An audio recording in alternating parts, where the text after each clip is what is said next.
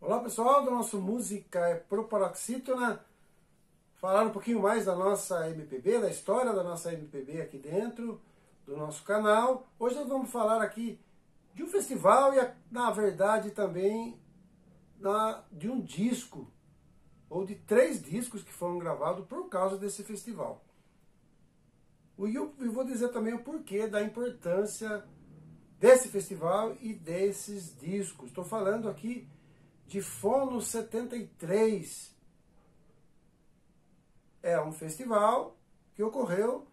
Quem montou esse festival foi a Fonogram. A Fonogram era uma gravadora das mais importantes na década de 70 e depois acabou virando aí a Universal. Esse festival foi montado pela Fonogram, como eu disse, para poder divulgar o trabalho, divulgar os artistas que eram. O número de artistas brasileiros era muito grande. Tinha muito artista bom. Os maiores artistas brasileiros, na verdade, gravavam pela Fonogram. E eles queriam divulgar aqui no Brasil. Nós vivíamos um período muito difícil da ditadura militar, onde os grandes cantores, compositores, tinham suas músicas censuradas. Muitas vezes eles eram obrigados a sair do país. E a música americana, norte-americana, a música inglesa, a língua inglesa tinha muita influência aqui, como a gente já falou algumas vezes. Mas a Fonogram queria mostrar aí o peso que tinha aí os artistas. Então ela tinha um interesse econômico em cima disso e é natural que isso tenha acontecido. Só que aí entrou em choque aí com a questão da censura e da ditadura militar. E aí está aí então a maior explicação por que esse festival foi tão polêmico, fez tanto sucesso e acabou gerando algumas controvérsias.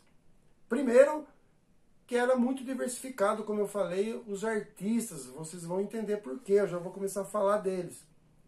Então esse disco de 73, esse festival, na verdade, aconteceu lá 10 a 13 de maio de 73, no Palácio das Convenções do AMB, muita badalação e tal.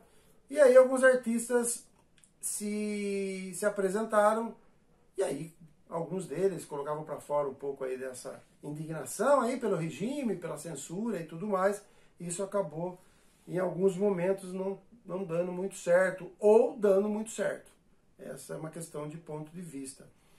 Por que foi um festival importante? E 1973 foi um ano importante para a música brasileira. Tanto é que foi lançado em 2014, agora falando um pouco do livro, antes de eu falar das músicas, foi lançado um livro em 2014 pelo Célio Albuquerque, que é um jornalista, 1973, o ano que reinventou a MPB.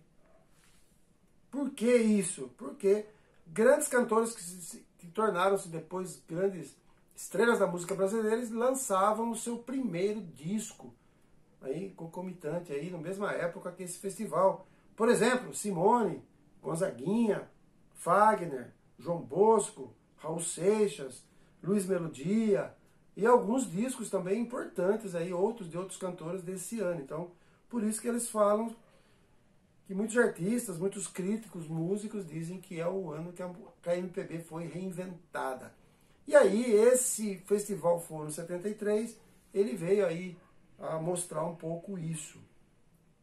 Voltando lá então no nosso festival, teve algumas apresentações importantes, como eu disse.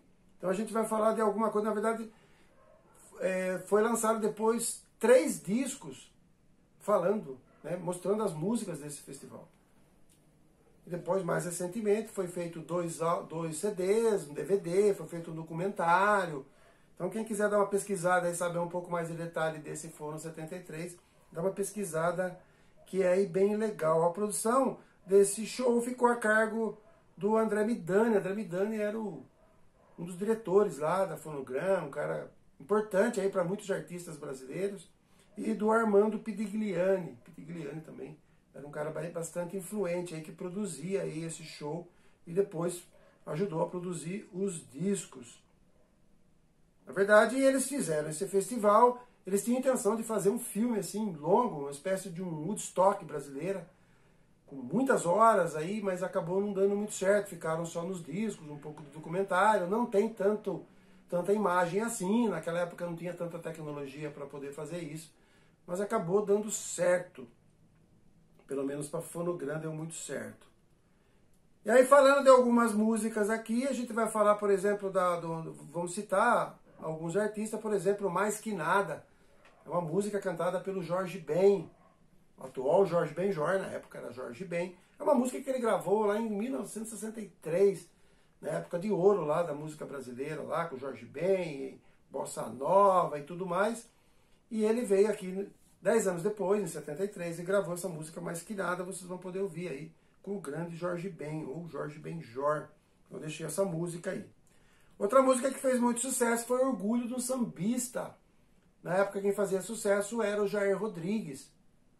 Todo mundo conhece o Jair Rodrigues aí, já faleceu, mas é o pai da Luciana Rodrigues e tal. Cantora. E do Jairzinho, né? Do Jairzinho. E aí, muito sucesso, um sambista assim, de primeira qualidade. Essa música não é dele, essa música é do Gilson de Souza. Gilson de Souza é um cantor, um compositor, fez muito sucesso na década de 70 com a música Poxa, acho que todo mundo lembra. Foi gravado, inclusive, pelo Zeca Pagodinho, meio que recentemente. Ele faleceu já o ano passado. E o Gilson de Souza também é um sambista assim, bastante importante. E nesse ano ele fez essa música Orgulho de um Sambista. E o Jair Rodrigues cantou no festival. Então aí nós já temos aí o Jorge Ben, temos o Jair Rodrigues. E tem uma música também aqui, Eu Vou Tirar Você Desse Lugar. Essa música era considerada lá uma música muito popular, brega e tal, de um cantor também bastante polêmico na época, que era o Dair José. Caetano Veloso gravou com ele, foi lá cantar com ele. Caetano Veloso gosta muito do Dair José, acha ele aí um cara fora do comum. E na época ele também fazia umas músicas bastante polêmicas na época. Um grande músico e tal. Ele era tido como um cantor brega e tal, mas um cara muito bom da MPB. Ele gravou, ele lançou aquela música Pare de Tomar Pílula, falando lá que a mulher não deveria tomar pílula porque queria que o filho nascesse. Pra época era super pesado. E aí a ditadura militar pegava um pouco pesado com esse pessoal, com o Dair José, com o Caetano. Mas muita gente aí vai lembrar dessa música Eu Vou Tirar Você Desse Lugar. Sucessão aí do Dair José. E aí no festival ele chama o Caetano, que era muito amigo dele, ainda é, cantarem juntos. Depois, quem canta também é a Nara Leão. Nós falamos até pouco tempo da Nara Leão, a musa lá da Bossa Nova. Ela gravou Diz Que Fui Por Aí, uma música do sambista Zequete, lá do Rio. Ela gravou lá em 64 essa música, depois essa música foi gravada várias vezes, um samba muito legal do Zequete, um clássico aí do samba lá do Rio. Então, Nara Leão também estava lá. Quem também não podia faltar nesse festival era a nossa maior cantora, a Elis Regina, que ela cantou a música É Com Esse Que Eu Vou, um samba bem gostoso, uma música que ela resgatou lá da década de 30, de um compositor lá da década de 30, 40, que era o Pedro Caetano. Então fez muito sucesso com ela. Ela gravou naquele mesmo ano, no disco de 73, ela gravou essa música, então ela foi lá pro festival e cantou. E aí tem uma música também aqui bem polêmica, o pessoal, a música não ficou muito conhecida, que chama-se Pesadelo. Essa música foi cantada pelo MPB4, um conjunto vocal lá da década de 60 e 70, muita gente lembra, um dos melhores conjuntos vocais do Brasil, MPB4. Essa música é do Maurício Tapajós e do Paulo César Pinheiro. Maurício Tapajós também, um grande músico. O Paulo César Pinheiro fazia músicas incríveis, foi marido lá da grande Clara Nunes e tal. Essa música ela é bem pesada, assim, a letra assim, bem pesada. Eles gravaram, acabou passando na censura.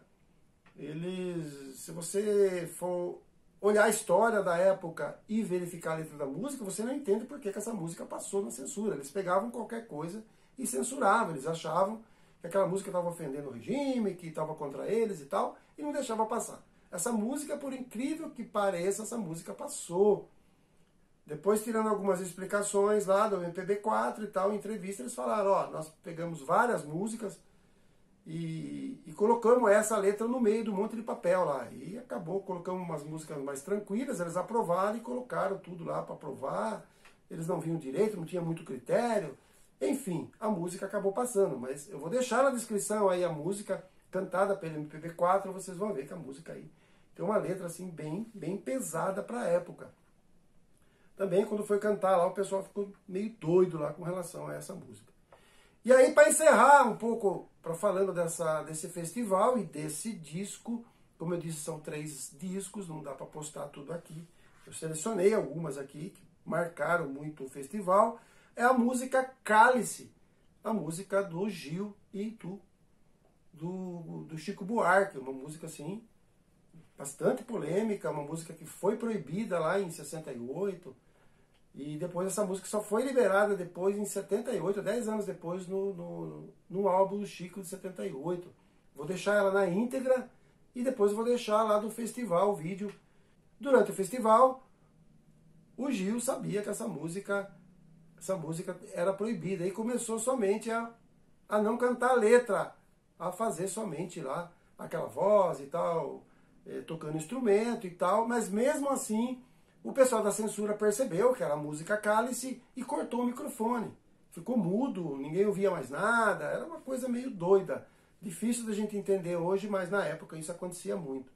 E essa música, ela foi feita numa sexta-feira santa, segundo aí o Gil, começou a rascunhar lá, fazer a música, o Chico, genial também, começou a ver a letra e tal, e no apartamento lá do Chico, lá no Rio, ele começou a escrever e fizeram a música. A música ela tem 2 sentidos, ela tem o sentido bíblico lá do cálice, do vinho, do sangue, do cálice, e tem também do verbo calar-se, do cálice. E aí eles faziam uma alusão lá, uma crítica à ditadura, se vocês forem ver lá a letra, ele fala da bebida amarga, ele fala dos tempos sombrios, ele fala que nada era permitido, e como que ele ia sair daquilo, que toda vez que ele acordava era aquela situação, ele não podia falar nada, era o cálice, e aí essa música aí não passou mesmo, né?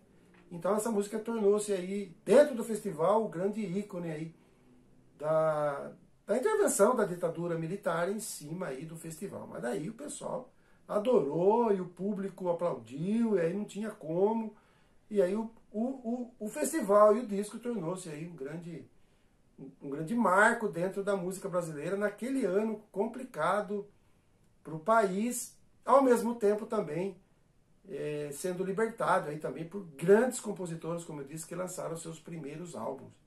Eu não tenho esse álbum aqui, gostaria de ter, é um álbum bastante difícil de achar até nos sebos aí, mas é um álbum bastante importante para a música e bastante legal. E tem muito cantor que cantou aí dentro desse álbum. Quem quiser dar uma pesquisada, tem documentário sobre ele, é o Festival de Música Fono 73, lá de maio de 1973, então completou agora 50 anos. Tem muita coisa aí na internet falando desse movimento, desse festival e depois das músicas.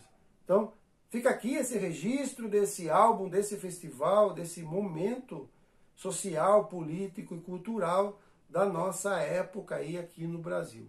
Um grande abraço, deem uma olhada aí para vocês entenderem melhor e até lembrarem aí desse ano e como que foi isso para poder entender melhor como isso tudo aconteceu. Um grande abraço a todos, até a próxima postagem.